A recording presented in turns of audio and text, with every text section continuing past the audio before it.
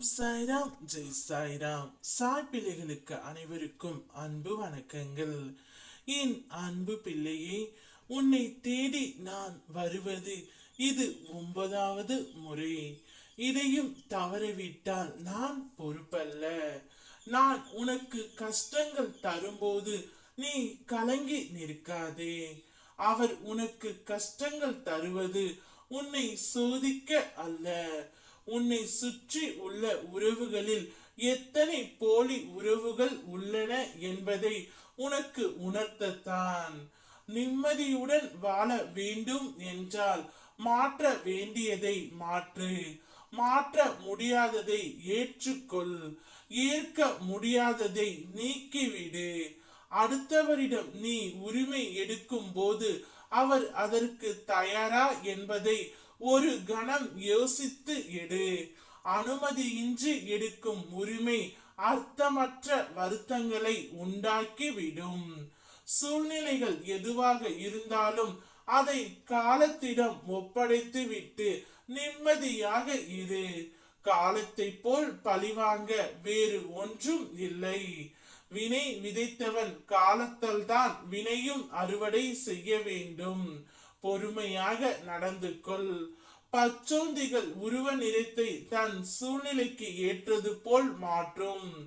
அதுபோல் சில பேர் அவர்களின் சூழ்நிலைக்கு ஏற்றவாறு மனதையும் மாற்றிக் கொள்வார்கள். அவர்களிடம் கவனமாக பழகு. நல்லவர்கள் போல் நாடகமும் ஆடுவார்கள். அவர்களுக்கு தான் நீதியும் நியாயமும் நிலைத்து இருக்கும். அவர்களிடம் விலகி இருப்பது நல்லது. அவர்களுக்கு எல்லாம் நல்லதாகவே நடக்கும். அதை கண்டு வஞ்சனை கொள்ளாதே. நீ நேர்மையாக இருப்பதினால் உனக்கு எந்த ஒரு ஆபத்தும் நெருங்காது. ஆபத்தை நெருங்க நான் விடவும் மாட்டேன். தவறான பாதையில் செல்பவர்களிடம் பயணம் செய்யாதே.